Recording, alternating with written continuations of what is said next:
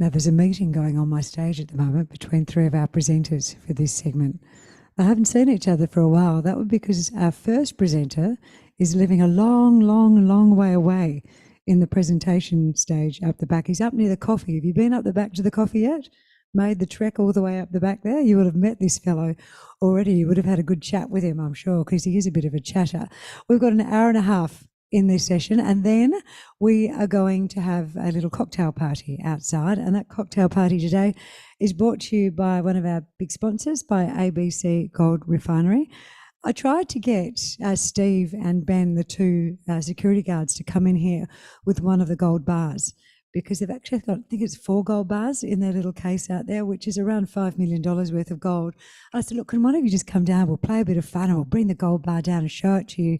And the people who are personing the booth out there said, no, I need 2 security guards at all times. So I thought there was just one there. There was one hiding behind like a stand there somewhere. So there's always 2 of them watching us. But what I do have is some chocolate. So I took that instead. They didn't seem to chase me for that. Anyway, that's irrelevant. Do stay afterwards, an hour and a half of this session, and come and join us for some drinks and have a chat with some of our presenters, like this fabulous human being here. Now, he is in the thick of one of the biggest ever drilling programs by a junior explorer in Victoria. It's a really interesting story because they are a junior explorer with money. Money to explore. How did they get that? Why?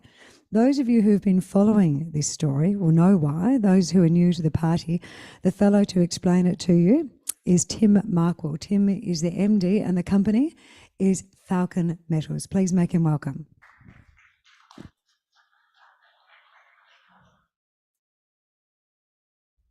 Okay, thanks Christina, and thanks for the introduction, and thanks to the RIU for the invitation to present here at the Resources Roundup. So for those of you who don't know Falcon Metals, we listed in December 2021, and that was via a demerger of a company you may have heard of called Chalice Mining.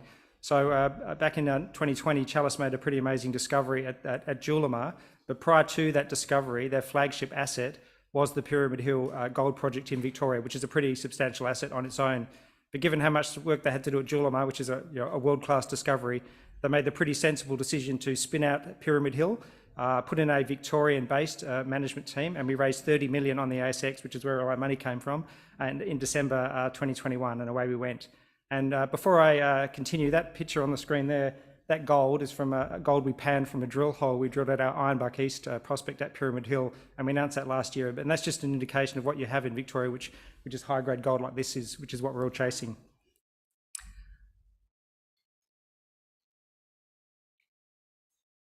Okay, there's a standard industry disclaimer, so please read that at your leisure. Okay, so Falcon Metals, our flagship asset is the Pyramid Hill Gold Project. It's a very large strategic ground position in Victoria, in the Bendigo zone, one of the most prolific gold belts in the world. We're doing, as Christina said, we're doing a very large drill out. We've done more than 60,000 metres of air core drilling this season, which is as big as anyone's ever done that I'm aware of. So it's a very major exploration program.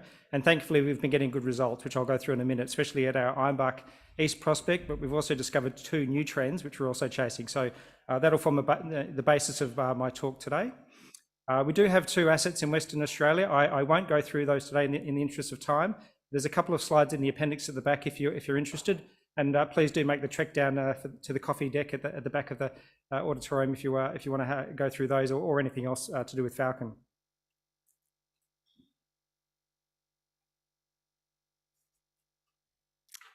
So a quick corporate snapshot. So our largest shareholder is Tim Goyder, who you may have heard of. So he's obviously the largest shareholder of Chalice, so inherited a big position in the IPO, but also put some money in as well. And we have two corporates that are substantial. We have Franklin Templeton, which is a very substantial fund out of the US, and also the Goldman Sachs Group. Our share price was last trading in the mid-30s. I think it was around 33 to 35 cents sort of range. Gives us a market cap of about 60 million. But importantly, we do still have over 20 million of cash left at the end of March. And that's a decent treasury position for a junior explorer. And I think the reason is you really do need that to do exploration properly, especially where we're looking undercover in Victoria. You do need a decent cash balance to be able to do that properly. You can't just do it in dribs and drabs. So that's why we're able to do such a large drilling program and really focus in on vectoring in on that high grade gold. So the board of management, a few of these people you might know from other companies. There's Mark Bennett, who's our chairman. Mark's a bit of a legend in the exploration game. He's made several major discoveries, culminating in the Nova Bollinger base metal project when he was at Sirius Resources. That got taken over by IGO for just short of $2 billion, which is it was a pretty amazing discovery at the time. So Mark's got a tremendous track record. He now lives in Melbourne, so it's great to have someone of Mark's experience and success and track record available. And it's great to have Mark drop in the office and share his views on what we're doing. So he's a great chairman. We also have Alex Dorsch on the board. You probably know him from Chalice. He was MD of Chalice when they discovered Julimar. But importantly for us, he was the guy at Chalice that originally pegged the Pyramid Hill Gold Project. So he's got a lot of passion for Pyramid Hill. He was the guy that started it inside Chalice, and he obviously elected to stay with it and devote some of his time to this. So it's great to have Alex's involvement in Falcon going forward. Rounding out the executive team with myself, we have Pradeep, a very experienced company CFO, ex-PwC. We also have Doug Windsor, our exploration manager. He's at the booth at the moment. He's a Bendigo born and bred geologist, which is obviously good for us. He worked all around the world with BHP and De Beers, spent the last nearly 10 years with IGO looking for gold and base metals in the north of Western Australia and the Northern Territory. But he's come back to Bendigo with us for the IPO, and he's really driven to find the next major discovery in Victoria. So it's great to have an exploration manager with that experience in Bendigo and also a worldview as well. And he lives a few kilometres from the project, which is pretty handy. Got big thumbs to use this thing. So this is Pyramid Hill. This is what a day of exploration looks like at Pyramid Hill. So we're basically drilling on wheat paddocks, which is actually pretty convenient. We don't have to cut down any trees. We can pretty much drill wherever we want. It's very important to have good land access and good relationships with farmers. You have to be a part of the community where we operate, and we do have land access for everywhere we need to drill, which is tremendous. These are broadacre farms, so very commercial farmers. They understand it, and we do have very broad access agreements, which makes life quite straightforward for us. We're also operating under low impact exploration, so we can't do anything to the ground other than the drill hole itself. No sumps, no holes, we can't leave sample there, no water, no drilling mud, nothing. So we've got to operate very cleanly and keep everything contained. And as long as we do that, and you know, the farmers are very happy with having us there, so it's great. So the opportunity with Falcon. So this is a map of the Bendigo zone in Victoria. So this is one of the world's most prolific gold fields. And the important feature of that is, well, there's two features. One is our dark blue, the dark blue areas are our permits. So you can see we dominate the Bendigo zone in our ground position. It's a very large ground position, more than 5,000 square kilometres. And also that red dashed line, that's the boundary between the outcropping Castlemaine Group sediments that host Bendigo, 22 million ounces, Fosterville, nearly 9 million ounces, and I'll just touch on Fosterville in a minute. So a lot of gold's been mined below that red dashed line, 60 million ounces. But above it, virtually nothing. And that's because there's some Murray Basin sediment that covers the same rocks that host Bendigo and Fosterville. So that's the opportunity with Falcon is to get a large enough ground position to be able to systematically explore this ground with air core drilling and try and find the next major discovery. So we're looking for the next Bendigo or Fosterville. We're not looking for a small deposit. We're looking for a major system. And you do need a large ground position to do that. So that's what our story is. I mean, the Victorian government's own study, that they think that there's estimated there's 32 million ounces of undiscovered gold north of that red dashed line in the Bendigo zone. So there's a very big prize there indeed. We have the biggest ground position there, so that gives us the best chance to do it. Plus, we're the ones really actively exploring there at the moment. And, you know, our projects cover literally hundreds of strike kilometres of prospective structures under that cover. So just on Fosterville, this is really interesting what's happened with Fosterville, and it is talked about a bit, but just to remind everyone. So there's a long section there through the Fosterville gold deposit. That yellow zone there is the Swan zone, which is where they hit the jackpot. And this graph just shows the reserve growth over time as well as the production over time. From 2012, it was sort of a mediocre gold mine, but you can see the grade was just sort of creeping up as the mine got a bit deeper. A company called Kirkland bought it in 2016 and then really hit the jackpot. They drilled deeper in the mine, hit that Swan zone, and suddenly their reserve went up to 2.7 million ounces at 31 grams. So for a little while, it was the highest grade, most profitable gold mine anywhere in the world, which is quite extraordinary. And if you're mining 600,000 ounces a year at under $200 an ounce cash cost, you're making an awful lot of money. So this led to a land rush in Victoria. We got in early, so our ground was picked up in what we think are the best positions because we acted so early, and that's why we've ended up with the ground that we have. But it's a real reminder of what the prize is in Victoria, because people seem to have forgotten that there are very high grade, very substantial ore bodies still to be found in our part of the world. So our projects, so the one that's been we've been doing the most work on and we've been putting out the good results on recently is our Ironbark prospect. This was an interesting one because it's not quite like Bendigo or Fosterville because it's hosted in diorites. So there you can see there's some magnetic highs there. They showed up in the low res regional data. This is some high resolution data we did recently, but there were some magnetic highs there. So we did some soil sampling across it, got a bit of a gold sniff, went back in with some air core rigs, got primary mineralization with the air core drilling. But importantly, it was hosted in diorites, not sediment, which is what you normally get in this part of the world. Now that's actually quite a good thing because there's some very large, very high grade deposits in Victoria that are hosted in diorites. And the ones we like to talk about are in the Walhalla Woods Point goldfields, and there's a deposit that was mined a long time ago now called Cohen's Reef, and that was 1.5 million ounces at 32 grams hosted in diorites, which is pretty extraordinary. So we were actually quite excited when we realised we had mineralised diorites on our hand. So we've now discovered 5 of these diorites, and the one I'd like to just focus in on is the Ironbark East diorite, which is over here where all that drilling is. So in February, we announced some infill air core results. So we got 12 metres at over 6 grams, including 4 metres at nearly 18, with one at over 52, 7 metres at nearly 3, including one at 14, and 3 at 5, including 2 at 8. So they're pretty good air core results, some very high grades in there indeed. But what the important things are, there's two points. One is we now have a high grade trend that goes northwest southeast for over 500 metres. So that's what you want when you're doing air core drilling. You want to define a trend that you can drill with a diamond rig. But also this was primary mineralisation in quartz veins. This wasn't weathered material. This is primary mineralisation. So that gave us a lot of encouragement to send in the diamond rig, which is what we did. So in February, we sent in a diamond rig and we did 5 diamond holes all around that diorite. And you can see those red triangles there are the diamond holes we did. We're waiting on results for those. We probably get those later this month. So we're quite excited about what we might see in those diamond results. We've got our fingers crossed that the assay gods smile upon us. And we also did a few, we did 1 diamond hole out here. So that hole there is a new diorite that we discovered in our air core drilling. So we didn't know that was there. It didn't show up in the magnetics, but it's definitely diorite. It had mineralization in it. So we drilled a diamond hole there as well. So we'll probably get the results for that hole a little bit later, sometime in June. But so that's something to look out for, is our diamond drill results, hopefully later this month. So very interesting prospect indeed. We also have 2 more traditional Bendigo style trends that we've discovered. So we announced these ones just at the end of April. So this is our Wandoo target. Now Wandoo is interesting because it's so close to Bendigo. This is only 20 kilometres due west of Bendigo, and it's quite extraordinary that with the work that we're doing with this air core program that we're doing, we're able to discover new anomalies so close to one of the world's great gold mines at Bendigo.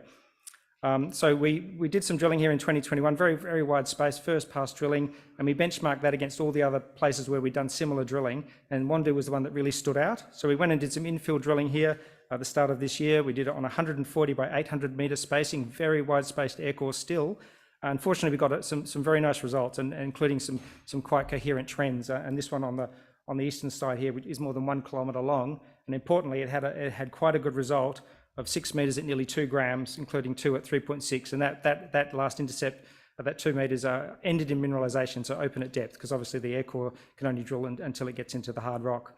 Now that's quite a good result for that level of drill spacing. So we've gone back in here and drilled it straight away. We've done a whole lot more infill drilling, as you can see there. So all those blue dots are our infill drill holes. We've only just done them, so we're waiting on results. And I suspect we'll get those results sometime in June. So again, that's something to look out for, because we think they're quite good results for that level of drill spacing in it, and in the elephant country, very close to Bendigo. And a similar story with Banksia. This is a little bit further to the north of Wandoo, but still quite close to Bendigo. So we've got 2 trends here, one of which is nearly 3.5 or over 3.5 kilometres long. And that's quite important, because you do need a big footprint to find a Bendigo or a Fosterville.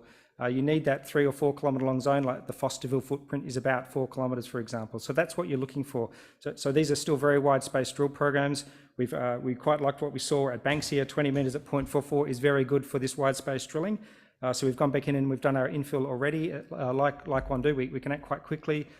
So we've drilled quite a lot of infill in and around those good results. And again, like Wandoo, we'll probably get those air core results in June. So there's plenty of news still to come for Falcon with all this infill drilling that we're doing. So just stepping back to the bigger picture, you can see this is all our tenement ground. There's Ironbark, there's Banksia, there's Wandoo. Those blue dots are the drill holes where we're still waiting for results. So we will have the diamond results coming for Ironbark and the air core infill for Banksia and Wandoo. But we do have a big ground position, and we do have to keep looking for the next prospect. We want to keep generating new targets. So you can see up here in the north, we've done both first pass exploration and a little bit of infill because there was a line drilled there. So we're doing constantly doing drilling, following along these major structures that go north from that Bendigo and Fosterville cluster. So those results will probably be out in June as well. We're going to keep that regional drilling happening. We're doing that right now. We have 2 rigs drilling over here at Rochester, so we still have 2 rigs active, which is quite fortunate because it can get quite wet this time of year. So we're drilling on roadsides because the paddocks are under crop. So but we're still able to keep the rigs turning, which is quite important. So we'll be looking for calcimone group stratigraphy hosted prospects, which are where there's shallow soil, shallow cover, we'll do soil sampling, and where there's deeper cover, we'll do air core drilling, and that'll be sort of up to about 120 metres depth of cover, because that's where you can feasibly get to with an air core rig in a sensible way. We'll also obviously keep looking for diorite hosted targets. Diorites are great because they show up in the magnetics. So we did a drone survey of magnetics late last year. That has generated some new targets that could be diorites. So we'll be following up those with the air core rig as well. So we're going to keep that air core rigging turning, and I think hopefully we can keep drilling those with that air core rig until June, and then we'll take a bit of a break. So this is our timeline. So it really just reinforces what I've said. A very active drill program at the moment. More than 60,000 metres so far, including some diamond. Then there'll be a bit of a break from June. We'll still have assays coming in probably till at least July, and then we'll get the rigs turning later in the year, hopefully following up on some, fingers crossed, some good results. We'll do a bit of work in Western Australia. We've got a soil sampling program at Mount Jackson starting probably from next week. But the important thing with Falcon is we are fully funded. So if we do get good results, we can step up our activity straight away and send in more rigs, which is what we've been doing. So it is good to have that flexibility without having to go back to the market. So just finishing, look, we've got a great team. We've got a history of company making discoveries. We've got a very large strategic ground holding in Bendigo, more than 5,000 square kilometres, and a major drilling program that is still going on with results still coming through. And fortunately, some of them have been pretty nice, like those Ironbark results from February. We also have some work done in WA. So, and with our cash balance, I think that makes us a pretty good bet with exploration. So thanks very much. Thank you very much, Tim. And for those of you who actually wonder why I don't speak straight away when they finish as well, we try and clip them nicely so we can put those talks up for you, the ASX, and also onto their various websites. I like the little chat about elephant country. We like elephant country, don't we? We like being as near to that as humanly possible. Right, this is an interesting headline. I think I'll use this for our next presentation as he comes up. Rumble Resources confirms Irahidi as one of the largest zinc sulfide discoveries globally.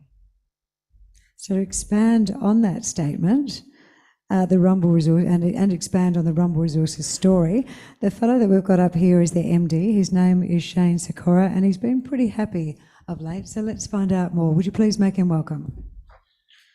Thank you, Chrissy, and thank you everyone for coming along to hear the exciting developments at the Irahidi project. As Chrissy said, we recently announced our globally significant maiden resource, which is pick-and-strained and zinc sulfide dominant. It's 94 million tonnes at 3.1% zinc and lead with 4 grams silver. But within that, there's contained metal of 2.2 million tonnes of zinc, 0.7 million tonnes of lead, and 12.6 million ounces of silver. It's a significant resource. What that lends itself to is a large-scale, low-cost, open-pit mining proposition in the premium mining jurisdiction of Western Australia. And it represents one of the largest zinc sulfide discoveries in the last decade. And it's never been a better time to make a zinc discovery. We're highly leveraged to the global renewable energy transition.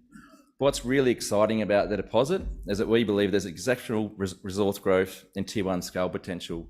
To date, we've tested less than 35% of the unconformity, which goes for 45 kilometres, which hosts those deposits. There's high-grade MVT style deposit type targets below the known mineralisation, which haven't been tested to date.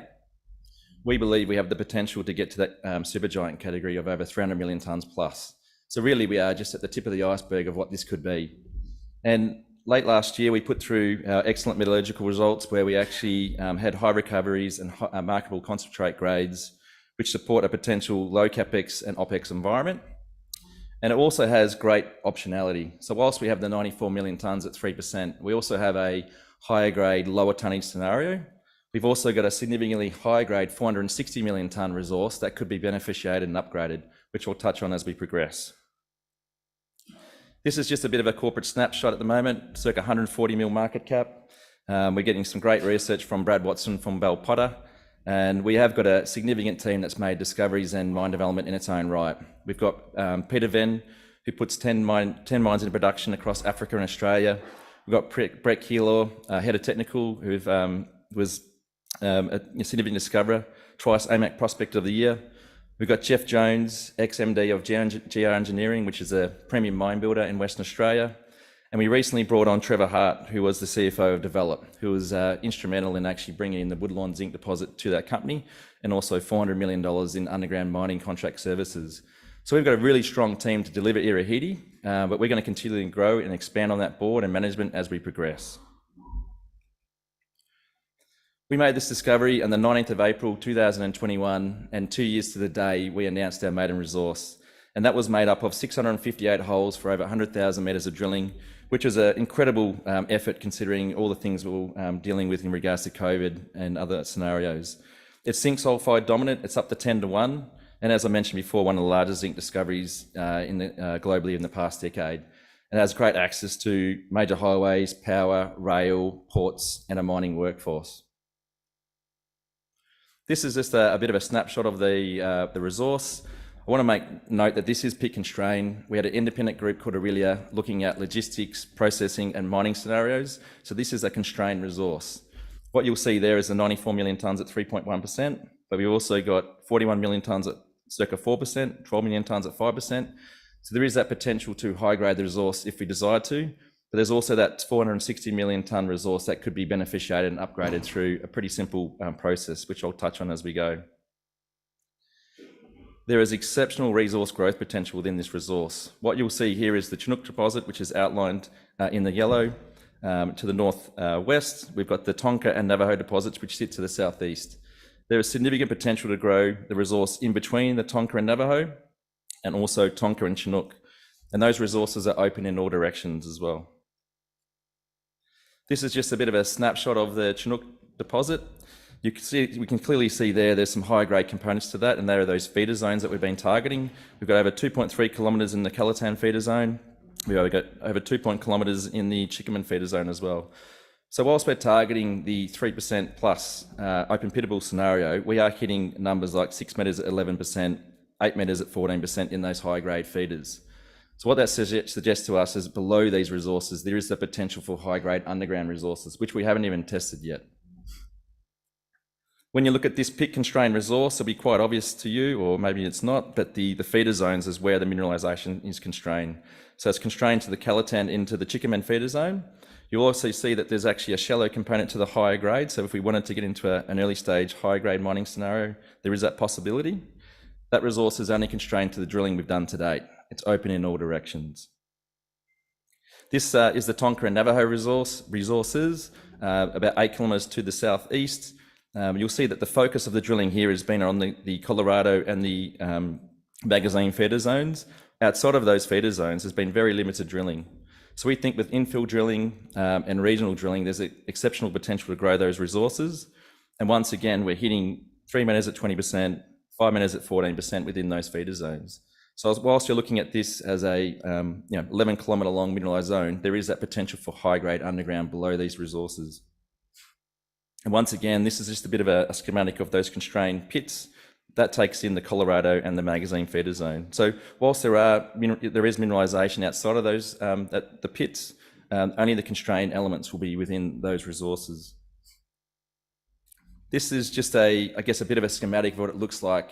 The mineralisation starts about 40 metres and gently dips to the east by about 5 degrees. So we believe that the whole 45 kilometres could host this style of mineralisation, and what we've got to actually focus on is the high grade feeders. And if you look at the open pittable scenario here, the areas of where the feeders are is where the pits are constrained. Now, There's an iron oxide sequence above the mineralisation, which is extremely soft. So it actually has the potential for a low-cost waste removal scenario as well. And below those deposits, there is that potential for high-grade MVTs.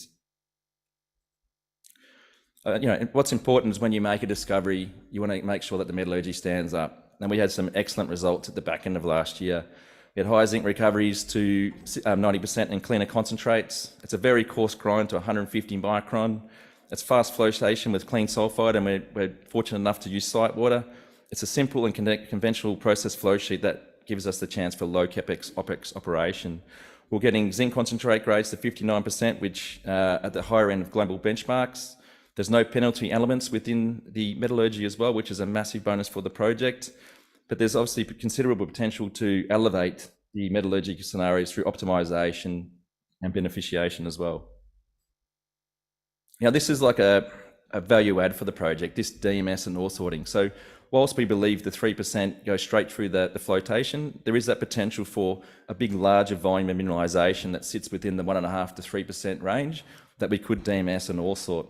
And that's simply just a very cost-effective and simple way of selecting the waste from the ore. And DMS particularly works well with this style of MVT mineralisation.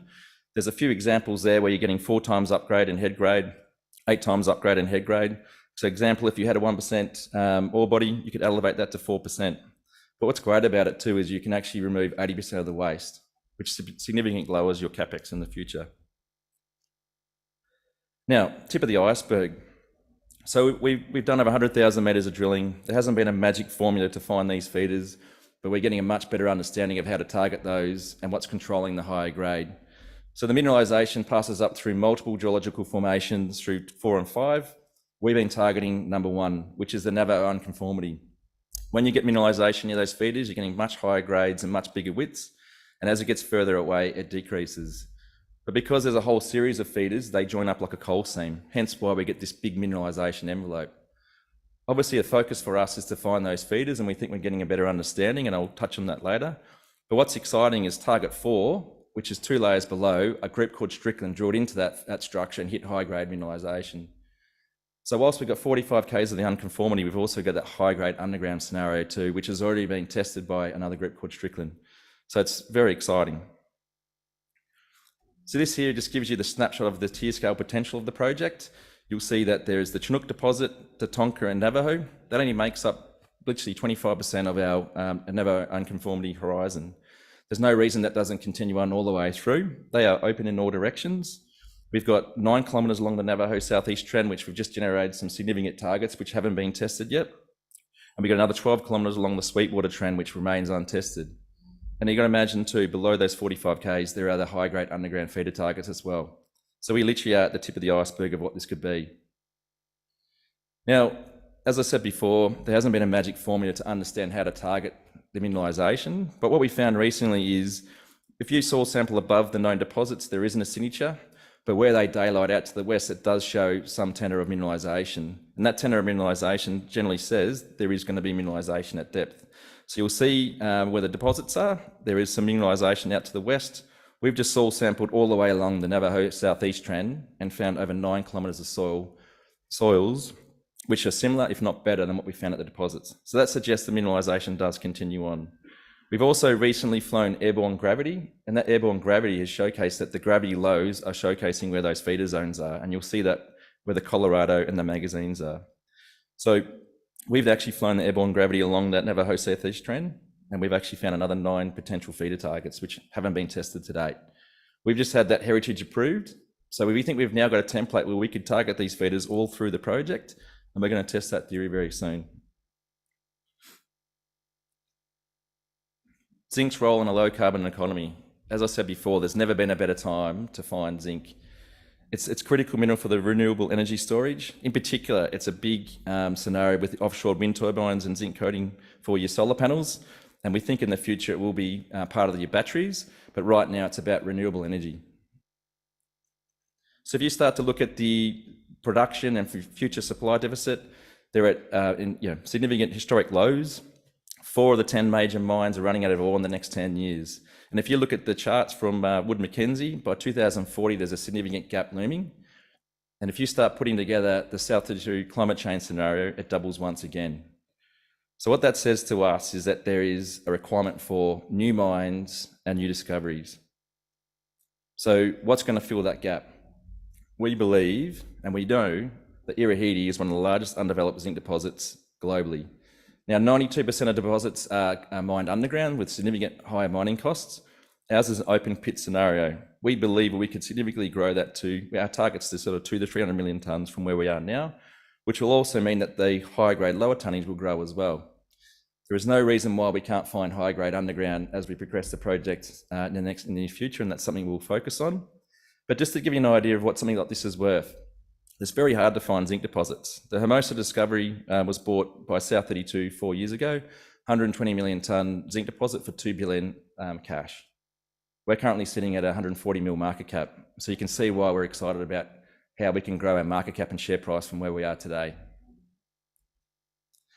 Sustainability is a big part of what we do. We know it's important. We're engaging with our stakeholders, whether it being the Shire, station owners, but in particular the Native Title Group.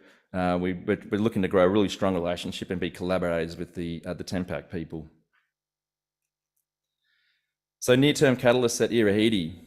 We, as I mentioned, we've got a big drill program about to commence. We've recently had the Navajo Southeast trend cleared. We're going to go and test those series of those high-grade feeders.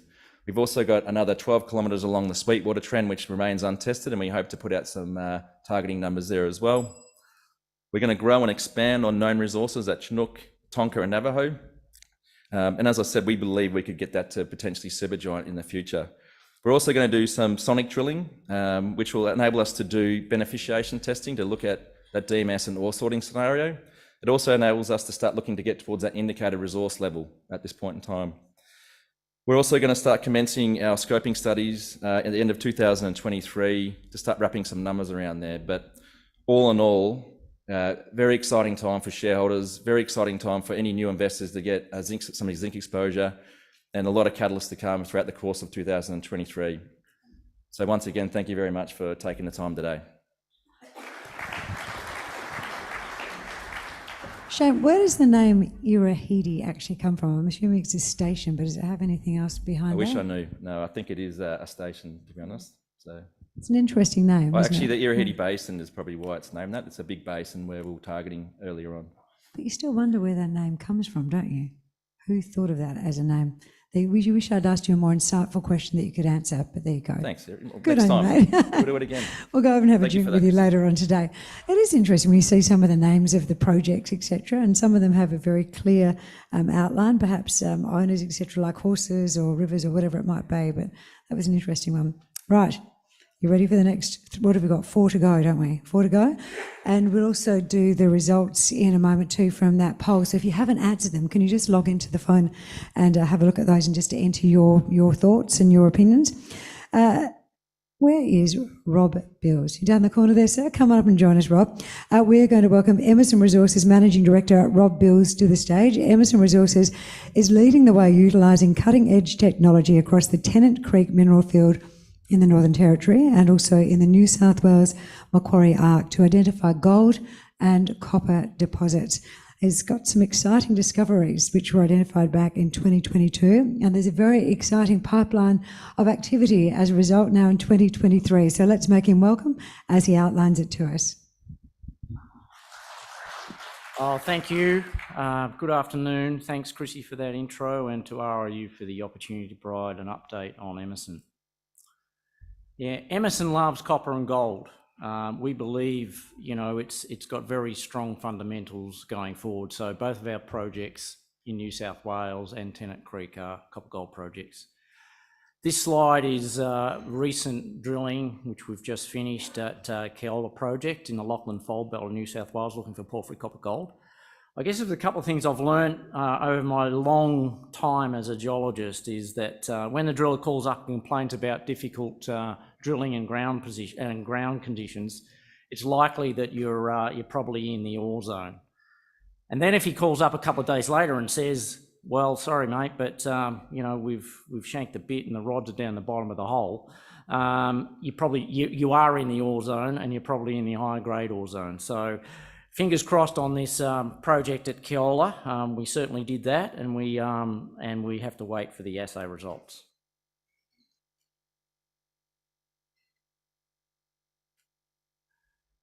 On a more serious note, I'd just like to really dedicate this talk to the late RP. Look, he was a very strong advocate of the mine industry in Tennant Creek, and particularly Emerson Resources. We struck the first joint venture with Indigenous peoples in Tennant Creek, and RP certainly drove that. So it's a very sad occasion, you know, that he's passed. So just as a snapshot of Emerson, we've got, as I said, commanding land position in Northern Territory, New South Wales. We've got a track record of discoveries. We'll talk about a couple of these. The Hermitage discovery in Tennant Creek, a little bit about our Golden 40 project, gold project, and then obviously Keola. The distinguishing feature of Emerson really is that we're creating an emerging gold royalty business. So we've got no plans to take these discoveries into production. We've got a joint venture partner that does the JORC resources, the mining and processing, and we take a 6% gold production royalty.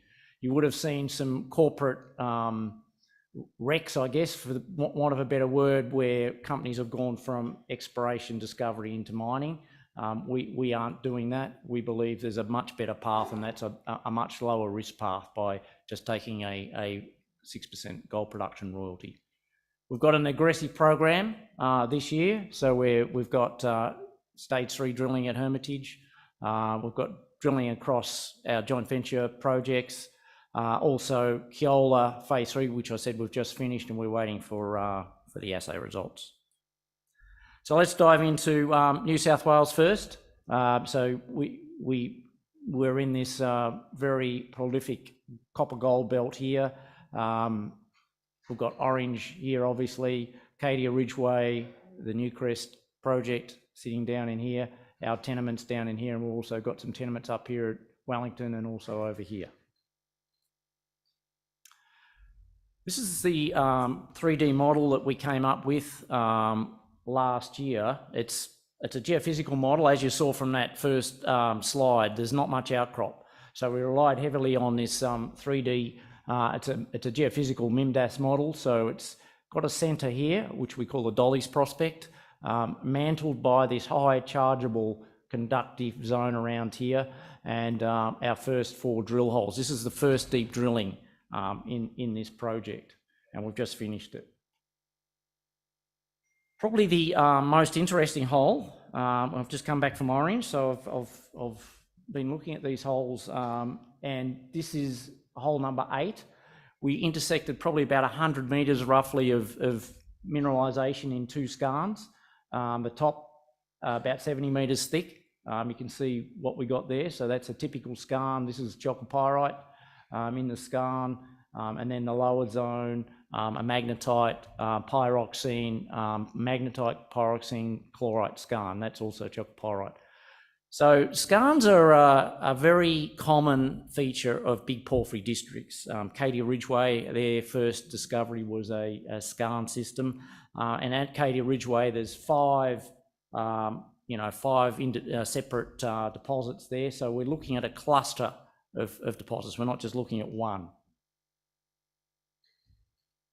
Now turning to the Northern Territory, Tennant Creek, our project's right in the township of Tennant Creek. That's where our tenements are. We've got, probably one of the most prominent strategic land holdings in Tennant Creek, some 1,700 odd square k's, right in the middle of the field. Just zooming in now, the yellow and blue are joint venture areas. The red up here, that's our Hermitage discovery in our 100% ground. We've converted quite a few of these discoveries into JORC mineral resources. Our joint venture partner are putting in a mill, a CIL mill in here. So as we stand today, these are, these projects are stranded assets. There's no way to monetize them. So once that mill goes in there, obviously, that unlocks these projects for processing our 6% gold production royalty.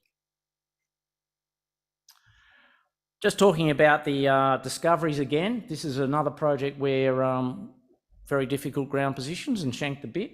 Our discovery at Hermitage, which we announced in 2021, it was ranked as one of the highest grade gold copper intersections. So, and when we shanked the bit, we had to abandon, when we got the assays back, we abandoned in 20 grams per tonne gold and 3.9% copper.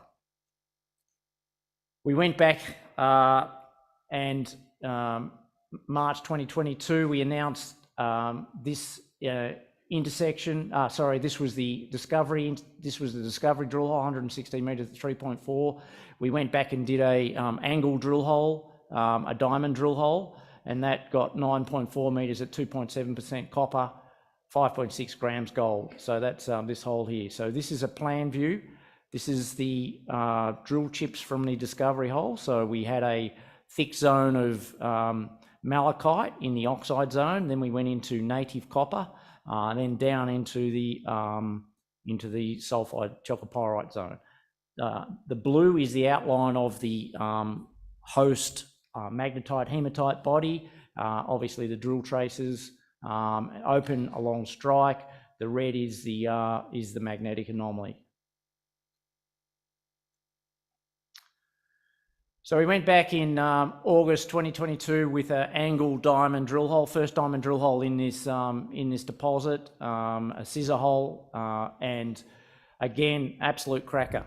Similar mineralogy, went through a malachite zone, and then down into the chalcopyrite sulfide zone, and very, very high grade gold.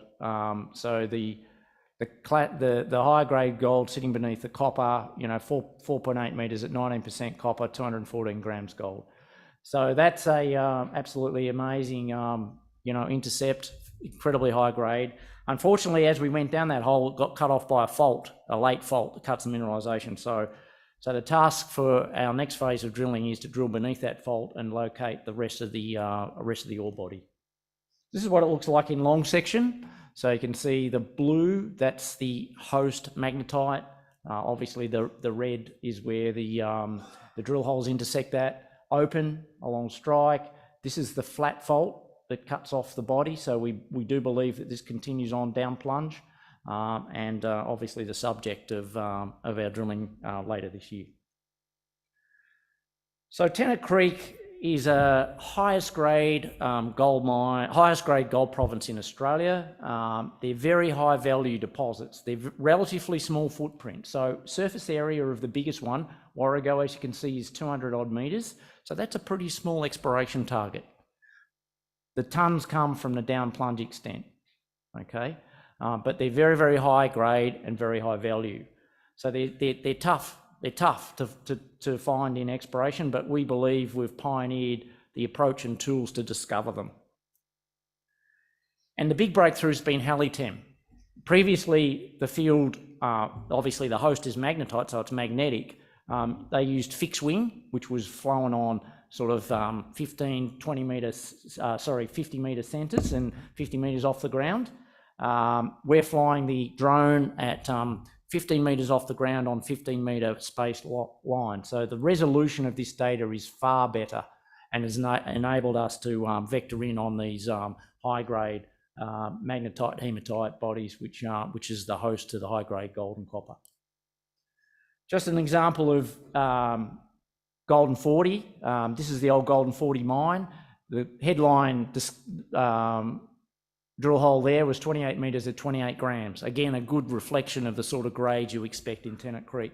The grey is the wireframe. So this is the old mine, but we've found extensive extensions to that mineralisation to the north. We call it Golden 40 North. And again, the drone, the resolution of the drone was, assisted us in actually sighting those drill holes. We've also announced late last year this Golden 40 East, some pretty good gold and base metals down there, and this area is open as well. So this is the drone mag anomaly, which I think has got a lot more potential to add to the resource there. Just a little corporate snapshot. You know, we're well funded. We obviously don't have to put our hand in our pocket for any drilling on the joint venture area. Our joint venture partners earning in. We're the managers and operators. Once we make discoveries, they flip into what we call the mining joint venture, where they do all the JORC resource mining processing. We get a 6% gold production royalty. So our burn rate is actually quite low. Obviously, when we're drilling on our 100% projects, we use the cash. This is just a little graph of our gold royalty. So a 6% gold production royalty in the grand scheme of global royalties is a very, very high royalty. So it's a great royalty to have. A little bit about our board of directors. Andrew, our chairman, myself, Alan and Alan, all ex-Western Mining Mafia. So all from Western Mining. So just some catalysts to finish off for 2023. You know, we're unlocking these stranded assets in Tennant Creek. We've got multiple drill programs. We're free carried with this 6% royalty on production, so we don't carry any of the risk of going into production.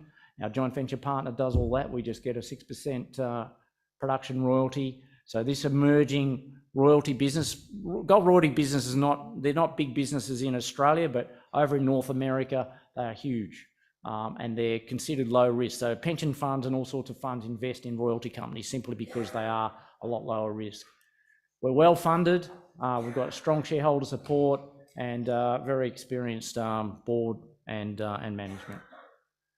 So I'd just like to end this, you know, in terms of RP, you know, rest in peace, RP, because you know, you're an absolute champion of the you know, the resource business. He was a strong advocate for mining. He could see that the way forward for his people in Tennant Creek was to actually be an active participant in it. And he drove, you know, a lot of the communication and engagement with Emerson in the Tennant Creek mineral field. So I'd like to leave it there. Thank you very much.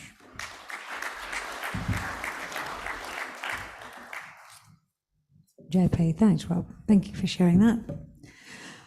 Right, Jeffrey Sweet is next up on stage today. Where do you sit in, Jeffrey? Up the back. Right, while you're walking that long, long walk, I'll tell everyone a little bit about you. He's a CEO and Managing Director of Industrial Minerals, and he's going to join us and talk about the company's portfolio of projects that they hold throughout Western Australia, and they focus on mineral sands. Now, we've heard about the rising demand for high-purity silica sands and quartz for applications in green tech, including solar PV manufacture. This lot, you developers with low-cost, low-impact mining model to meet that rising demand. And for the next 15 minutes, he's going to encourage us and tell us ways that they're going to do it and why we should come on board. Would you please make him very welcome? Thank you very much. Good afternoon. Appreciate the opportunity to introduce and present Industrial Minerals Ltd. So Industrial Minerals was, or IND was, is an ASX listed company that was listed in July of 2021. We have a strong board with plenty of experience in the industry, as well as a market cap currently sitting around the 25 million mark. Our share price since listing has been reasonably steady, sitting in the sort of mid 30-cent range, and is well supported by both the our top shareholders as well as the interest within the board as well. As mentioned, our primary focus is definitely silica sand, and look, silica sand's has some amount of interest in understanding in the greater market, and I guess there's plenty of uses for it, ranging from low value construction material through to higher value going into the electronics and higher value solar panel market, for example. So China's definitely one of the largest consumers of silica sand in the current state. And it's one of our primary markets that we were invested in. high purity silica sand has plenty of uses, ranging from the lower value ones, as I said, bottle glass, float glass, foundry, through to high-end electronics and in between as well. So our primary aim is to focus on the glass market for the solar panel production, where the quality requirements are reasonably high, and then as such justify a reasonable value for the product as well.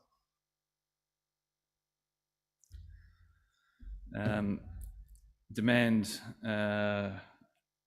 across the whole product stream for solar panels is not only in the glass but also the silicon metal as well. So while our primary focus at this early stage in the company's life cycle has been the high purity silica sand, we've also taken interest in high purity quartz with the intention of producing a value added product for both the silicon metal production stream and also into the likes of the silicon chips, solar cell chips and cells, and the crucibles that are used for the production stream as well.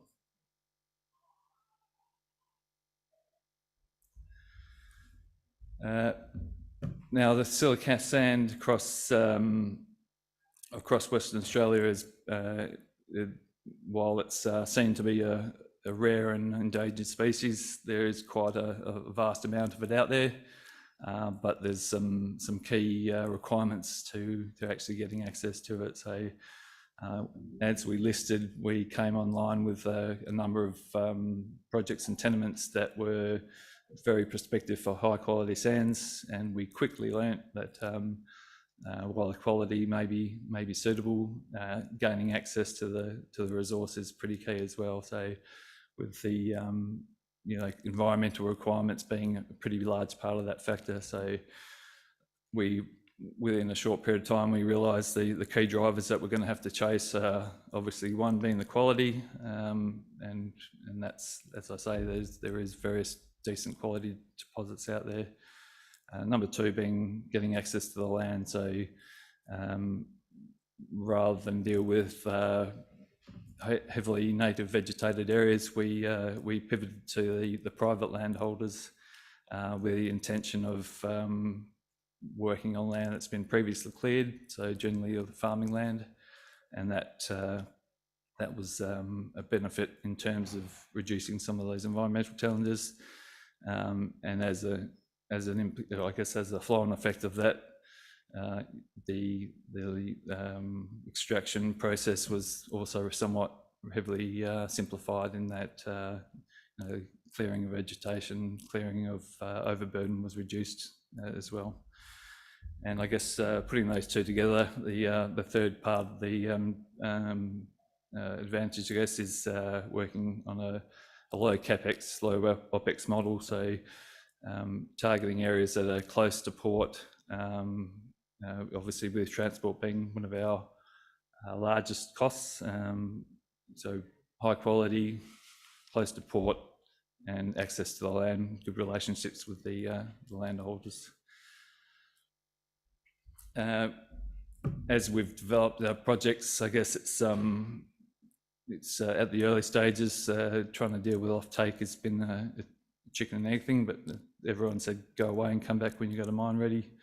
I guess in recent times we've probably been a lot more well advanced, as I'll speak on in a minute, but it's coming around full circle. So we've got offtake potential buyers coming to us now, and we've had very positive sort of discussions with quite a number of groups, including a recent trip to China, dealing with potential buyers as well as offtake partners who will work in conjunction with our mining operations.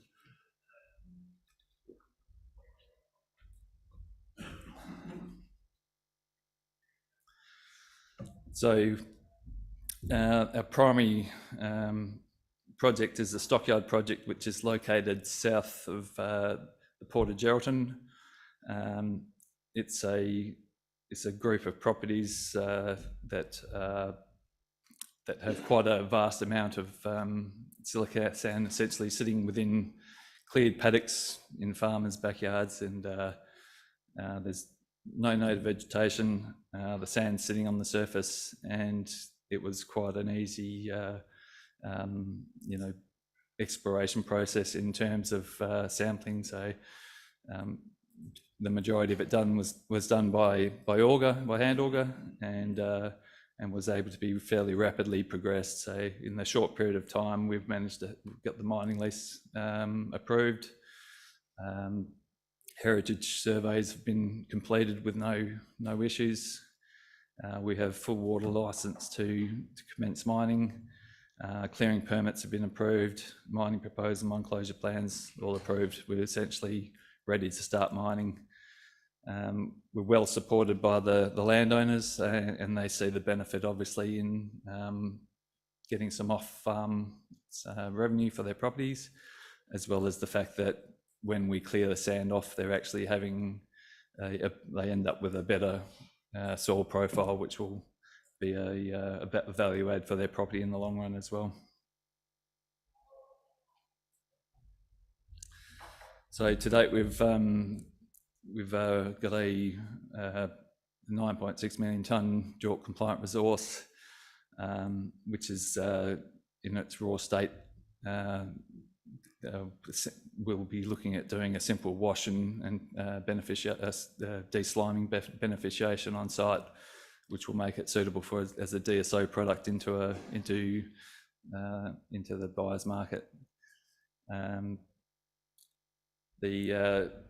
While we've only got below 10 million tonne on the initial resource, we don't see that as being an issue, in the fact that the intention is to ramp up to a million tonne per annum production rate, and once we have got the offtake agreements in place, the intention would be to go out and build on that resource.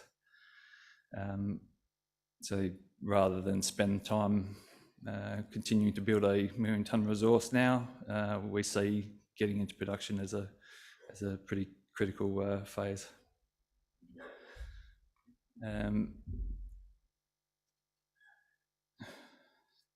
To date, we've done internal feasibility studies to justify continuing on with the development of the project, and we have not at this point released any pre-feasibility studies or DFS studies, as we really need that offtake sales agreement in place to justify the project, and we don't believe that will be too far off.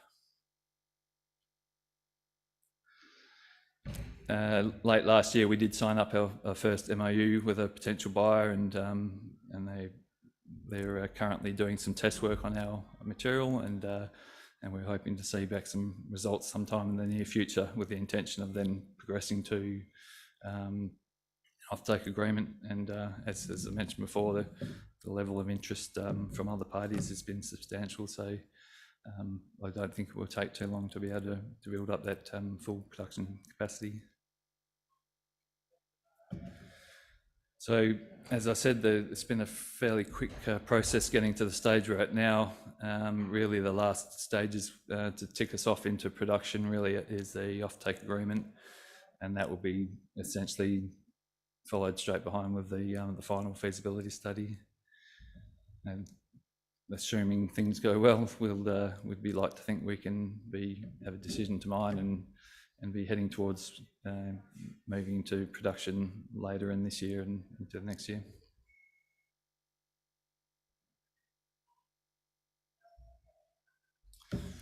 This is just a visual to give you an idea of the simplicity of the process. It's almost a sandpit or a quarry in someone's backyard. So as I say, the sampling process was very simple and straightforward. Essentially, it would be a minimal amount of clearing of grass off the top of the paddock, and then essentially a conventional excavator dump truck type operation feeding the ROM, processing, wet screen, and cyclone desliming to take out the majority of the impurities that sit in the top and bottom end of the product. from their DSO shipment over to the end offtake partner, where they'll do further processing to do the final beneficiation and into the final buyer's market. And just to, I guess, elaborate on the impurities, the silica sand, silica content is one factor, but the impurities are extremely low, with the iron target being around the 100 ppm mark. So we're quite cognizant of the ability to contaminate during shipping and other processes. So the dealing with an offtake partner is quite important to do that final beneficiation prior to getting it to the end customer. As well as stockyard, we have a very large foothold across southern Western Australia and close to key ports. So we'll be backing stockyard up with further opportunities, including down south around Esperance Port, Albany Port. And we also have other strategic minerals in the close to the construction hubs of the northwest, and including high purity quartz, which is another critical mineral feedstock in high demand.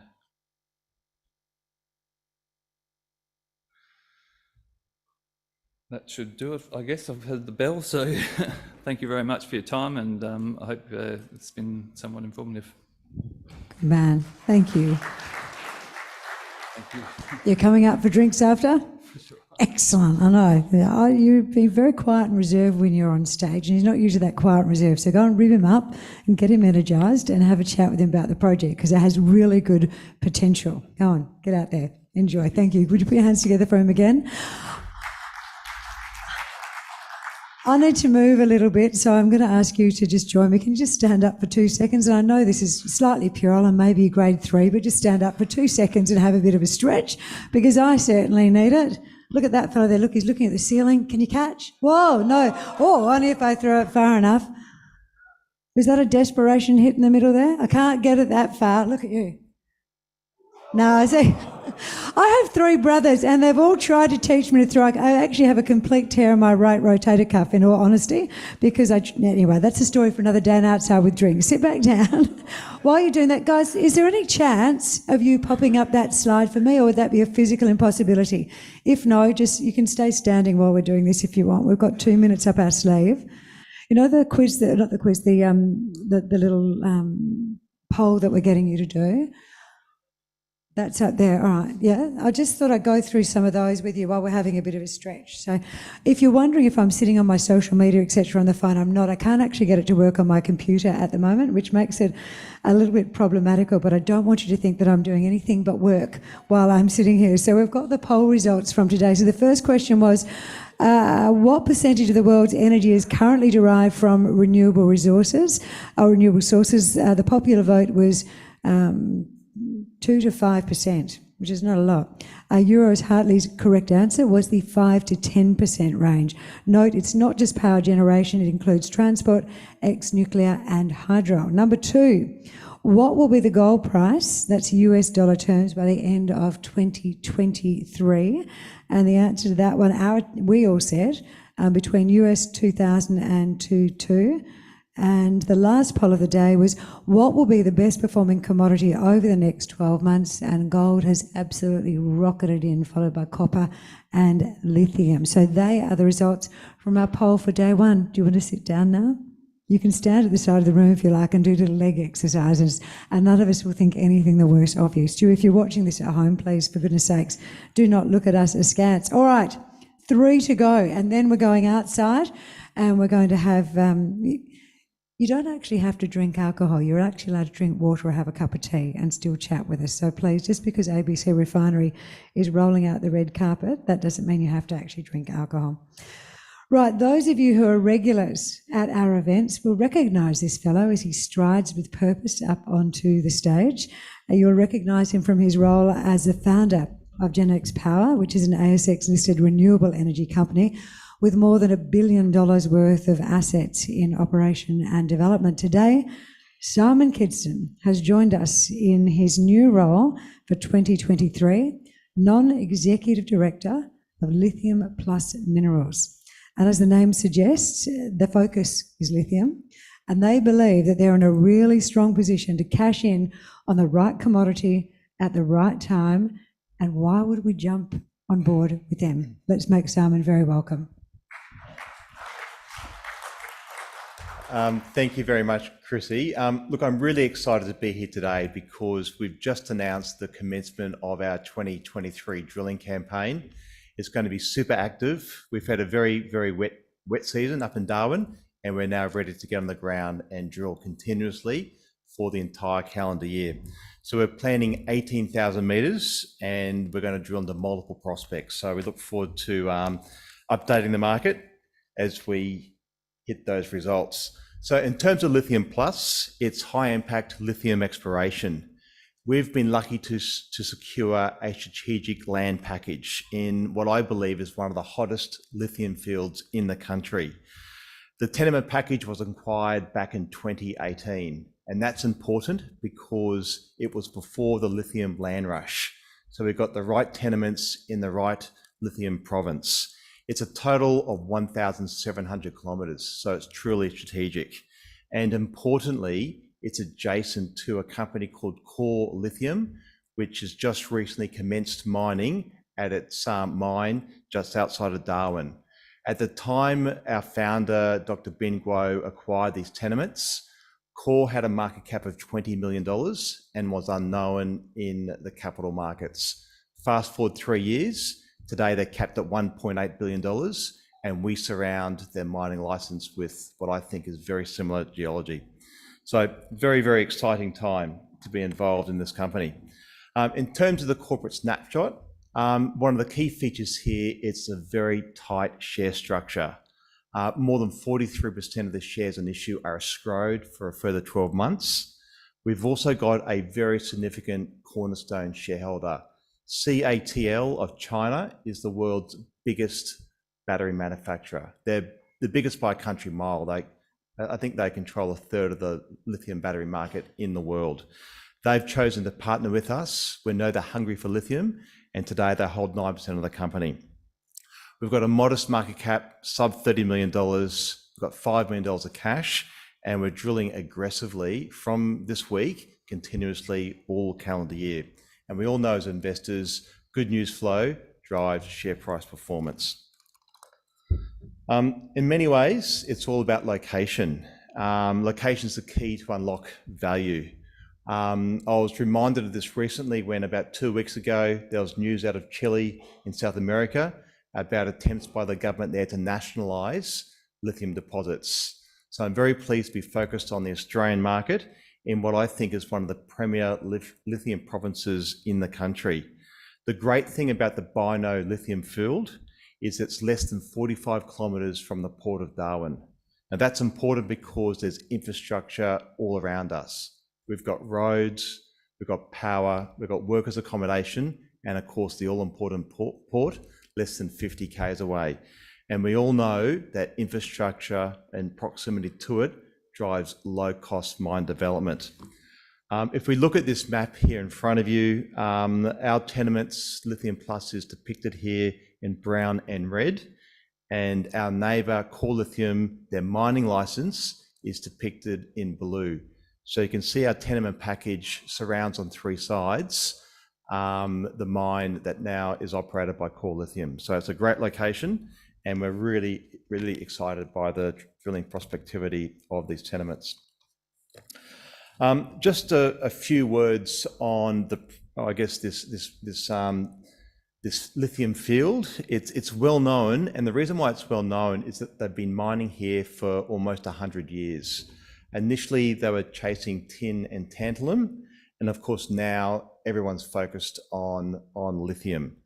I don't normally focus too much on neurology, but in this case, I think we can draw some conclusions by the geology of our neighbour and what we've observed on our tenement package. And there's one stat in particular from Core's public announcements which sticks and resonates in my mind, and that is that when they identify a pegmatite, 1 out of 2 or 50% of the time, it's a mineralized pegmatite. So that's a very, very interesting statistic for us. We believe we've got 30 odd prospects, and if we can convert a good portion of those, we'll have a very significant and potentially very valuable business. In terms of core lithium, to date, they've defined just over 30 million tonnes at 1.3%. And we believe we're following their footsteps. We're essentially 3 to 4 years behind the path they've trodden, and we're looking forward to catching up as quickly as we can. So in terms of cracking the geological model, when we started, we had one drill hole on our tenements that was drilled by the vendor. So we figured last year that would be an important place or a smart place to focus on for our maiden drilling campaign. And that's exactly what we did. We drilled around that known intercept of lithium, and we've had phenomenal success. We've drilled along strike, we've drilled down dip, and we've found thick, juicy intercepts of mineralized pegmatite, grading sort of 1.4, 1.5, 1.6%. They're good grades. We've had success, I guess, at our first prospect, and we're looking forward to aggressively doing infill drilling at this location to hopefully define a maiden JORC resource of this deposit by the end of this calendar year. So this year on this deposit, it's about infill drilling to determine a JORC resource. In terms of some of the other work we did last year, we did a very systematic and large-scale program of soil geochemistry work. Essentially, we sampled more than 4,000 samples on a grid-like basis throughout our tenement package. And we've now calibrated that information with the historic mining activity, the trenching, the other work that's been done, and we've now defined these 30 high value, or we hope high value prospects, certainly high priority prospects, which we intend to drill out. So bearing in mind the core lithium success rate of 50%, we're hopeful we can follow up in their footsteps on that metric as well. This is a zoom in on one of our key areas of interest. We call it King's Landing, and here we've identified some very large pegmatites that come to surface. And these are genuinely very large. So in the case of Jewelers, we're looking at a system which is more than 500 metres long. Another one, Perseverance, is at least 100 metres, and Jenny's nearby is 250 metres of surface expression. So they're large surface expressions, and to put that into context, the biggest surface expression at Core when they were doing their lithium exploration was around 200 to 300 metres. So these have the potential to be very, very large. It comes to surface, and we're going to drill it aggressively, this current field system. So these are obviously high priority targets, but there's one in particular I'm super excited about, and that's the one called Perseverance. And the reason why I'm excited about that one is that we drilled it very late last year, just as the wet season was approaching, and we managed to drill 8 holes, which confirmed that that particular pegmatite is mineralized. So it's this little one here, and we're going to be drilling this one over coming months, and I think that is certainly a prospect to watch. We're very, very excited by that one. This is a bit of a zoom in of that same area, overlaying the soil chemistry and samples we took over last year. And you can also see there's a number of structural controls here. And that's important because our neighbour Core, their mine, is just here. So it's less than 1 kilometre from the edge of the mine to our properties, and we're along the same fault structure which controls the pegmatite dikes. So we're encouraged by a number of different metrics that have suggested quite keenly we drill there this calendar year. This is a little cross-section of our first discovery at Ley. I guess here we've got high-grade, thick, juicy intercepts of lithium pegmatites. Just calling out some numbers to give you some context. 28 metres at 1.6, 21 metres at 1.7. So these are good grades, good thicknesses, and the grade seems to improve at depth. So this is the one we're doing infill drilling on this season, and this is the one where we aim to have a maiden JORC resource by the end of this calendar year. This is a plan view of the same discovery at Ley. And what we find here is the more we drill, the more we find. And in stepping back to drill deeper at this Lay prospect late last year, we actually intersected a further parallel mineralized pegmatite, 160 meters to the east. So we'll drill that one out again this year as well, and hopefully we'll discover a parallel lode adjacent to the discovery we made last year. So very, very excited to follow up on this area, and I believe the drill rig will be drilling there from this weekend. So I guess if I focus this to our program for this calendar year, it's going to be super active. We've got our drill rig mobilising right now. It's 18,000 metres combined RC diamond and RAB drilling. So in summary, Lay is infill, defining that known deposit. Perseverance is drilling out the success we had last year, where we confirmed that particular occurrence is mineralised, plus testing a number of the other prospects, which we hope will also follow similar success. So this King's Landing area in particular will be a major focus of the business, and we hope to have some interesting results over coming weeks and months. In terms of pulling it all together, our core corporate objective this calendar year is to define at least one maiden JORC resource, hopefully more than one, but at least one. And I think that's an important stake in the ground for the business as it then moves into the development phase. So all of our exploration activities this year have been calibrated to achieve that objective of a JORC resource by Q4 this calendar year, 2023. Just a few words on our 9% strategic shareholder, CATL. They're a great partner to have. As I mentioned at the start, they're hungry for lithium. They're the biggest battery manufacturer globally. A little fun fact is that they supply all the lithium cells for Tesla. People think of Tesla as a major player in the lithium market, and they are, but all of the lithium batteries come from CATL. So the global leader, they've chosen to partner with us, and we see them as an avenue to commercialise this deposit in the form of offtake. We're very fortunate that our chairman, Dr. Ben Guo, has a long-standing relationship with their chairman, and I think it bodes well to have that chairman-to-chairman negotiations to deliver an outcome which will hopefully involve funding of our deposits into mines. In terms of our team, there's two key people I wish to highlight here. Firstly, our chairman, Dr. Ben Guo. I think many regard him as a guru in the lithium industry. He's been around for a long time. He's identified a lot of deposits, but in that time, he's worked very closely with Dr. Bryce Healy. Bryce is our exploration manager, absolutely fantastic track record, and is leading our team and delivering phenomenal results. So the two of those individuals run our technical team, and great things are going to come out of that partnership over coming years. I won't dwell too much on the commodity. Obviously, the commodity price is beyond our control, but I think the observation here is that there was a correction in the lithium commodity price late last year.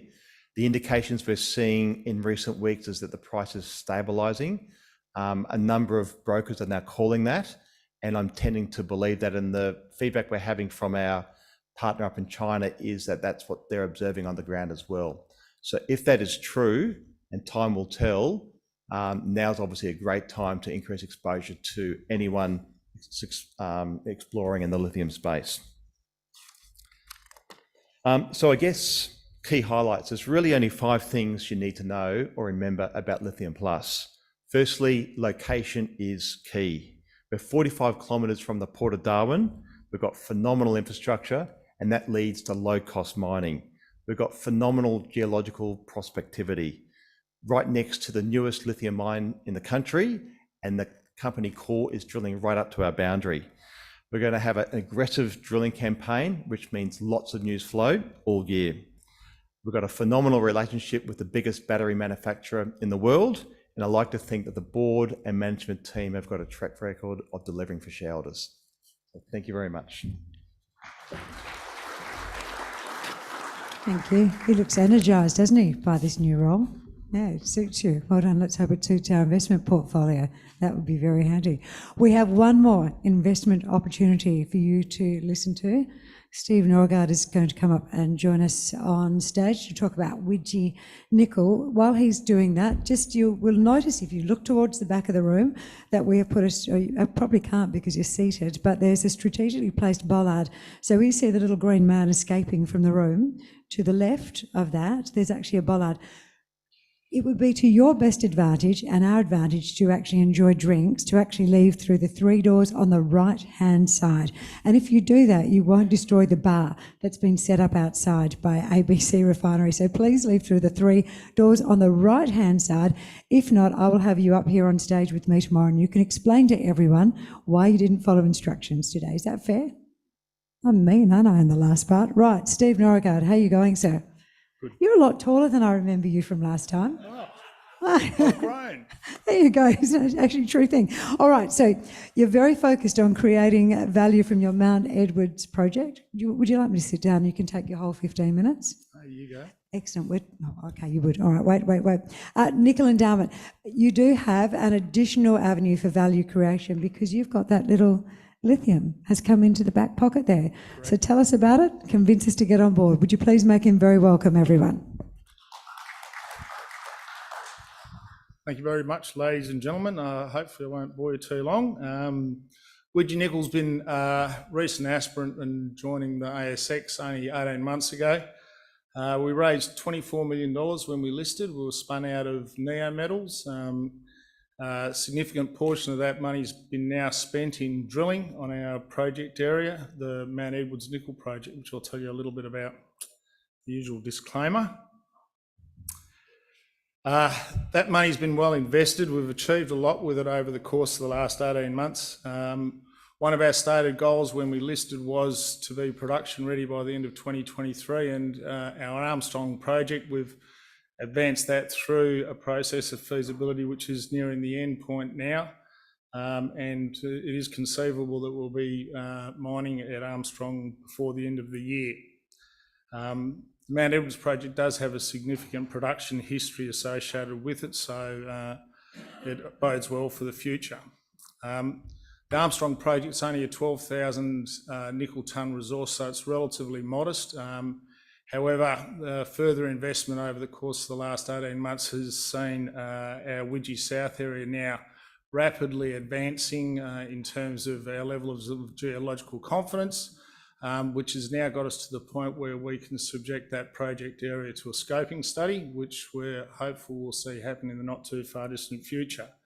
That's a much larger resource base of in excess of 70,000 tonnes of nickel. So we're putting together a long production profile ahead of us.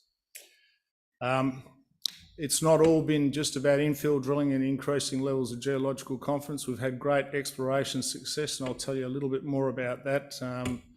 Indeed, some of the resources we've got there are a long way away from being finite.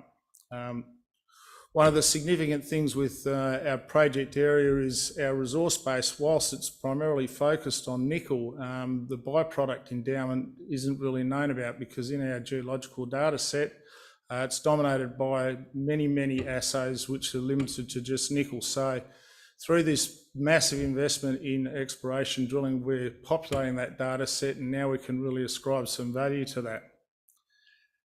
It's also, in very recent times, as recent as midway through last year, it came to rise that we did have an element of lithium that we needed to follow up on that, and we've made rapid progress, which I'll update you on during the course of this presentation. If you're ever going to start a mining project, where Mount Edwards is tailor-made. We're right beside the major arterial road that joins Perth to the eastern seaboard. We have a railway line that goes through our project area, a natural gas pipeline that's currently empty looking for customers, potable water pipeline, plus we're also only 45 kilometres away from the only toll milling nickel concentrator in Australia. And that's a facility that right at the moment has an annualised capacity of 1.6 million tonnes, and it's got one customer called Mincor. Mincor, you may be aware, is on the cusp of potentially being delisted through the acquisition by Waugh. Our project area is on already granted mining tenure. We've got all this infrastructure we can leverage off. We both have the really, really rich nickel history, but we've also got a growing lithium expectation or lithium presence. We've got 3 major projects of lithium in close proximity to our project area. The Red Industrial Minerals Mount Marion project to the north, Lithgow's Bald Hill project to the east, and yet another project that's been subject to a little bit of corporate action of recent times, Essential Metals Dome North project, which is to the south of us. Essential Metals were subject to the takeover bid, which was quashed about 3 weeks ago, with Mineral Resources taking a 20% equity stake. So corporately, a very, very interesting aspect to our particular part of the world. We do leverage off a very, very large resource exploration data set, which we'll capitalise on. In terms of the actual company itself, our board of directors, we're not biased towards geology, we're not biased towards mining, we're not biased towards any corporate aspirations. We are focused on getting our project into production, and we have a diverse array of expertise at board level in order to be able to move that project forward. Share price performance has fluctuated depending on what period of time we're in. We've stabilised at about 30 cents, which is a pretty good outcome for us. But we're very, very keen as we see ourselves make that transition from an explorer into a developer. We see an uplift in value. It's all about, from a nickel perspective, it's all about the resource base, which we're very unique in the sense that we've got 12 separate resources, but they're all in close proximity to each other. It's effectively a total of 15 kilometres from the southernmost resource there to the northernmost. So our project is able to be upscaled without us having to duplicate overheads. So our ability to get our production rate up is readily achievable, whereas many others where they've got satellite operations, they have to duplicate their management, they have to duplicate their infrastructure. We can achieve those economies of scale. Our first project, which is Armstrong, you can see that we've got that to a high level of into the indicated category. That's the challenge that we face. There's a massive investment in drilling in order to be able to increase our levels of geological confidence from inferred to indicated. We're progressively moving that. The second band you see there, Gillett, Widgie 3 and Widgie Town site, is our area that we collectively refer to as Widgie South, which will be the second project that we believe will develop through the course of time. We recently announced a resource upgrade on our Gillett project. We moved just under 1 million tonnes from inferred into indicated. We know a lot about this resource base now. We know its the good points in terms of its nickel endowment, its cobalt, its copper endowment, and the PGMs contained. We also know about the things that are very, very important in terms of our customers, such as arsenic, iron and MgO. I'm happy to say that this one ticks all the boxes. Gillett's part of a much bigger project area. Gillett represents that green line there, which is started life when we first listed about 800 metres long. It's now in excess of 1,350 metres in terms of the mineralisation we've identified. Second project area there is Widgie Town site. Third is Widgie 3. Which will be our next project. We have been really focused on infill drilling, but we've had exploration success. Mid last year, we discovered a new zone called Gillett North. However, in very recent times, as recent as yesterday, we announced a significant find. We thought it was cut off in a southerly direction. However, we revisited the data and drilled another hole, and lo and behold, we hit 30 metres at 1.17% nickel, which is a great outcome in an area that we thought was previously deemed barren. Now, this is the steak knives section of the presentation. You see the hole, you can see the hole shown on the right-hand side. It was an RC intercept. It actually stopped in mineralisation. We did that because it was supposed to be a pre-collar. It wasn't supposed to hit nickel mineralisation. So we drilled it and then subsequently assayed it, and lo and behold, we've now completed the diamond portion of the hole, and we do have mineralisation, but I haven't got grades here for us. So that's the steak knives moment. What makes it really significant is that it's only just below the barren hole that was above it. So it really opens up this area here, and we're now drilling in order to be able to see what this can do to our endowment. Armstrong, we're rapidly advancing our Armstrong project. We've done a scoping study. We've got the resource to a high level of geological confidence. We've completed all the mining studies, all the technical assessments, have completed a lot of work on the ground, and this project's rapidly approaching a position where we can develop it. A lot of work's been done. Probably one of the biggest pre-production activities is dewatering the open pit, because there was a substantial amount of water to remove. We've done a lot of work in terms of understanding the mineralisation from a metallurgical perspective. Environmental permitting is well advanced, with key approvals or key applications about to be lodged.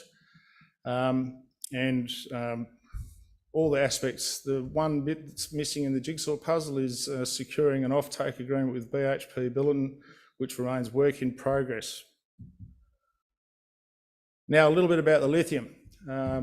We made our first announcement on lithium in October of last year, which represented some rock chip samples, which provided great promise, and we've seized that opportunity because with the outcrop that we saw on surface, we saw the opportunity here for a DSO opportunity. So since that point in time, we've rapidly advanced this project, find the mineralisation of very close spaced drilling.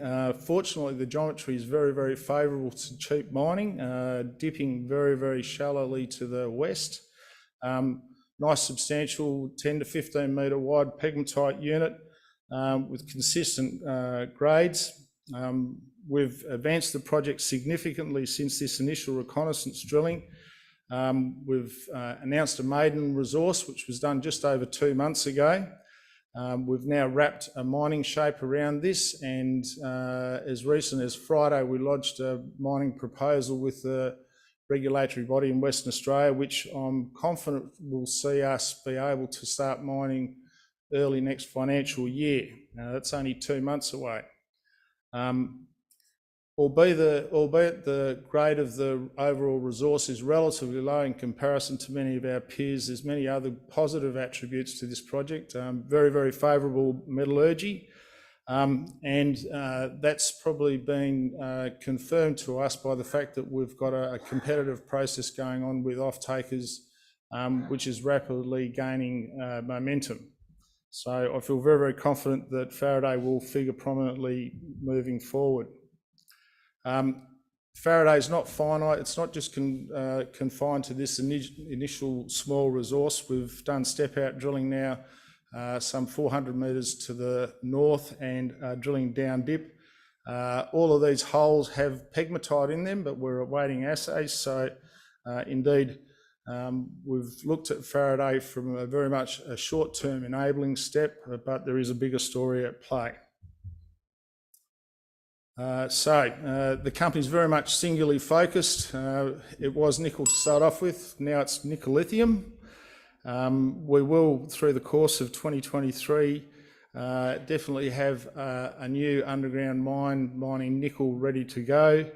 Our Widgie South area will be subjected to scoping study, and that will provide an adjunct to essentially underpin a much longer term nickel mining future for the company. Faraday, which was a gift from heaven, so to speak, we've treated that with respect and pushed that along as fast as we can, and that could become the enabler for us. So I look forward to the remainder of 2023. It's going to be a very, very exciting period of time for the company. And I probably will leave you to reflect on those various aspects. It's going to be an exciting time. Thank you very, very much. Thank you very much, Dave. You did a good job, admirable job, bringing up their rear, and the room is still really, really nice and full. We have one last presentation. Look at this fella up here.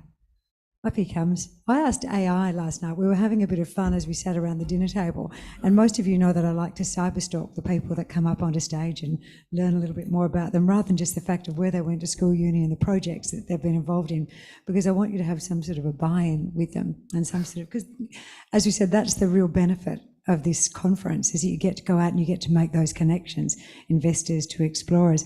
I asked AI to write an introduction for you, young sir. So I'll give you the intro. So we've got David here. David's worked with the Australian Parliament House as senatorial staffer, helped to edit an academic book. You can see at this point I thought, gee, I need to find something a little bit more catchier to introduce him today, as he's going to talk about the critical minerals, the next big thing for Australia. So David Royal, here is part of a one-page expose on you. I'll make it really short. Actually, you know what I need to do? I need to go back and get my glasses, because at this point of the day, after spending 10 hours watching this, it's a bit hard. So it says, throughout this speech, he will challenge conventional thinking, explore novel strategies, and help to equip you with the tools needed to navigate the intricate landscape of resource allocation. So let us embark on this expedition together as he takes to the stage, where numbers and narratives intertwine, and where the insights we uncover will empower us to make informed decisions that shape our collective destiny. You feeling it yet? Wow. It keeps going, wait on. Join him as he unravels the untold story of critical resource management, a story that holds the power to transform industries, communities, and the very fabric of your future. Thank you, and let the exploration begin. How's that? Wow, I mean, what an introduction. Thank you for that. Hence, I didn't use it for the rest of the intros at all today, but there you go. No, thank you for that. That was a very warm and welcoming introduction. My name's David Royal. I understand that we're all rearing off to get to the conference drinks, so I'll try to keep it pretty sharp. I'm a senior consultant for CRU Group. Today I'll be providing an overview of the critical minerals opportunity here in Australia. The title here should say maybe the next potential big thing for Australia, as I think there are more things that need to be achieved before we get there. Just the usual legal notice there. A bit of background to the company I work for, CRU. We're a provider of market intelligence and analysis on the global metals, mining and fertiliser industries. The company was founded over 50 years ago, and we have a global reach with offices in key supplier regions such as Australia, but also in key financing and consumer regions such as UK, US, China, Singapore and other offices as well. We offer a range of services to our clients, including lenders market reports, market analysis and price coverage. We cover a wide range of commodities, which you can see there on the right as part of our regular coverage, but we also cover a number of other commodities on an ad hoc basis. So getting underway, what is a critical mineral? I've coloured some of the metals and minerals here according to the list of critical minerals from Geoscience Australia. There isn't really a uniform list of what exactly is a critical mineral, with each country having their own list, even some of the state governments in Australia having their own lists. Critical minerals is a relatively new phenomena and are essentially elements which are critical for the functioning of our modern technologies and economies. And they also carry some risk of supply chain disruption. Critical minerals have quickly become a key concern for governments, and many of the minerals you see here are absolutely essential if decarbonisation is to become a reality. There is a bit of a mixed bag in terms of the demand outlook for these minerals. As you can see, lithium demand is expected to continue to rocket. with demand expected to double or so over the next 5 years. The growth rate for nickel, which you can see, which is essential for electrification, might be tempered a bit by its role in the stainless steel sector. If we look solely at nickel sulfate, for example, which is the battery chemical form of nickel, the demand growth rate is a lot higher. And this is likewise for vanadium pentoxide for batteries and others. The other key point here on the slide is to show where we are now in terms of our exports. Almost half of financial year 21-22 exports from Australia by value were either iron ore or coal, the so-called bulk commodities. These are really the backbone of Australian exports, and we see demand for bulk commodities reducing over time, as you can see there at the end. Demand for seaborne thermal coal in particular is expected to come down quite a lot. However, met coal and iron ore demand is expected to hold up relatively well. While they are expected to come down, we still think that there's going to be a strong support base from the economy coming from these bulk commodities. However, the exciting part and what we're all here for today is these other critical minerals, which are the real growth story.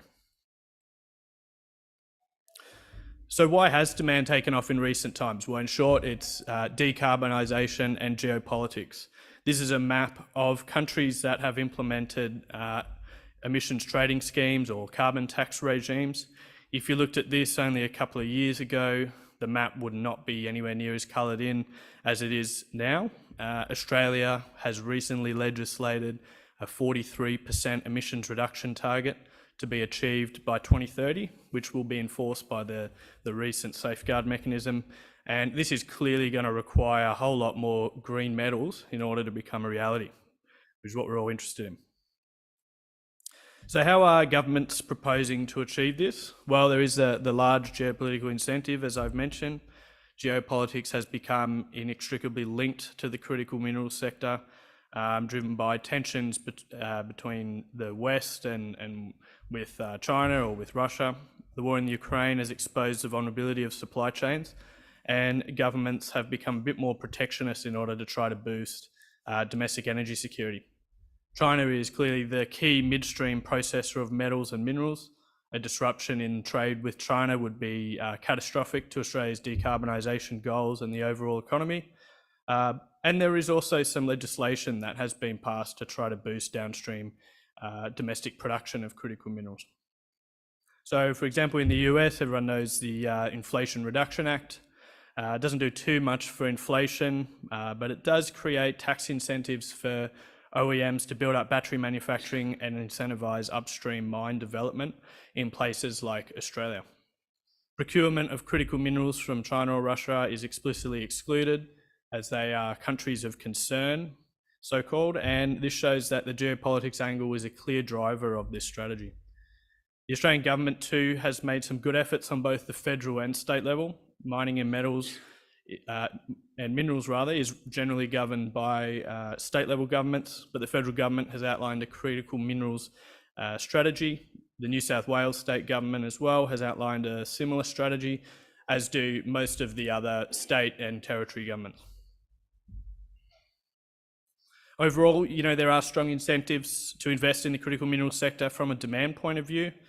Governments globally are helping to facilitate increased production, but supply will ultimately have to come from the industry, from people in this room today, meaning that industry will really have to be at the forefront of any critical mineral strategy and decarbonisation.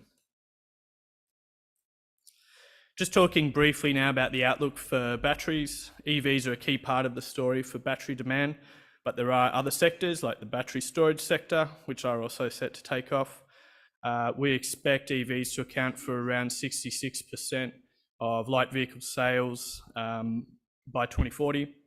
This presents itself as a massive opportunity for minerals such as lithium, nickel, cobalt, and even phosphate, which are all critical elements for modern day EV batteries. We expect total battery demand to continue increasing at a rapid pace, reaching around 3.8 gigawatt hours of total demand by 2040, with most of this coming from the EV sector. The energy storage sector is also set to grow at a rapid pace of around 15% and continue to do so past this forecasted period, as it will become a central part of the economy once we shut down fossil fuel baseload power. Focusing now a bit more on Australia, as I discussed, there is the legislative framework to push reliance on green technologies and renewables. You can see on the chart there on the left that there is a high degree of concentration of midstream battery material production in China. This dominance is expected to come down a little bit over the next 5 years, but they're still going to remain a key supplier of green metals. A lot of the diversification is not really possible without Australia. While China is the key midstream processor of the materials, Australia holds a major proportion of global reserves for critical minerals, as we can see. For some minerals, once again, going to pick on lithium, Australia holds a key position in the industry already, being the largest upstream supplier in the world. Once upon a time, everyone thought that the extraction of lithium from pegmatites was going to be uncompetitive in comparison to extraction of lithium from brines in South America. However, that's since been proven wrong, and the industry has become very strong here. Australian spodumene is now the largest important source of supply to the battery industry, and the South Americans have been falling behind a bit. It'll be interesting to see what will happen with the recent legislation passed there. Lithium industry overall, and a lot of these critical minerals are a big success story for the Australian mining industry, and they will continue to play a big role globally.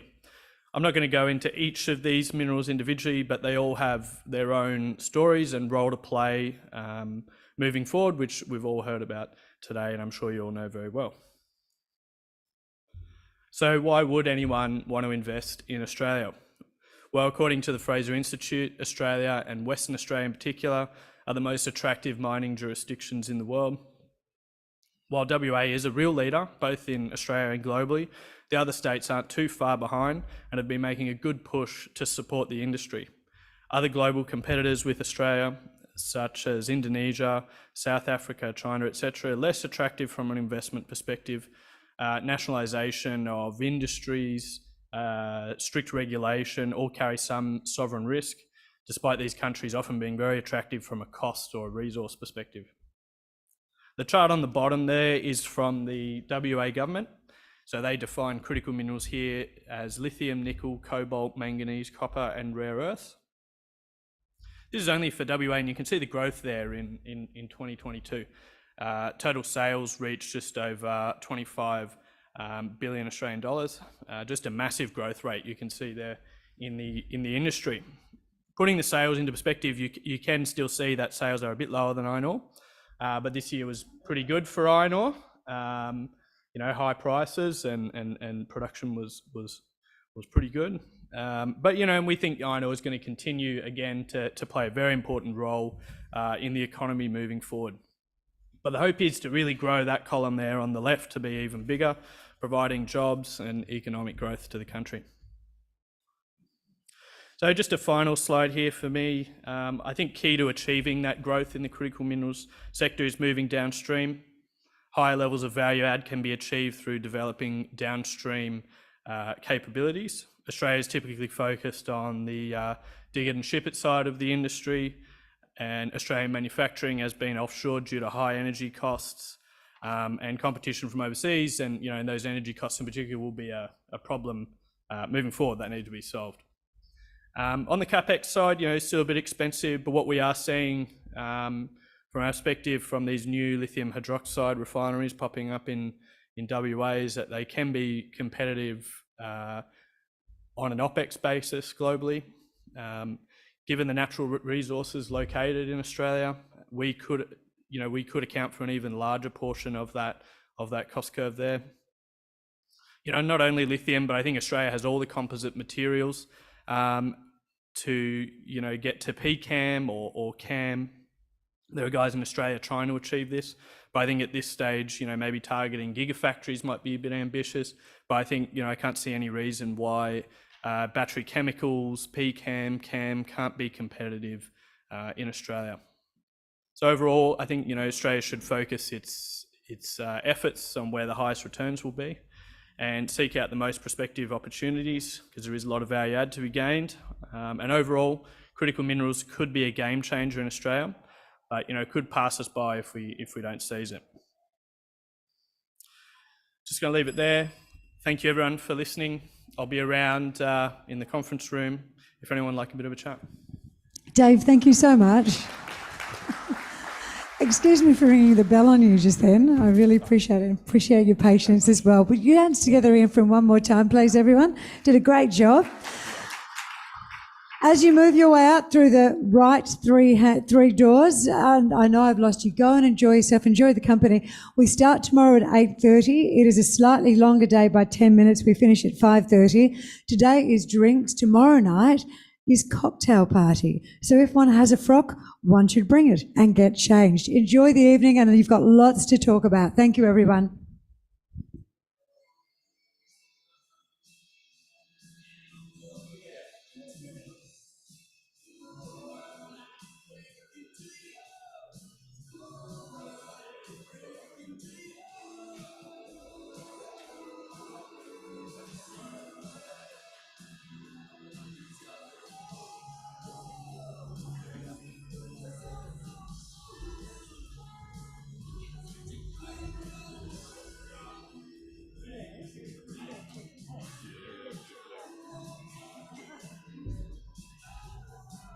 All right, Boyd.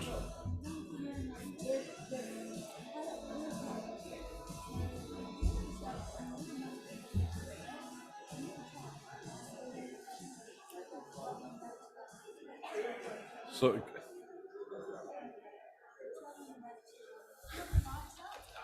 no, we're good. We're good. I'm better in the dark.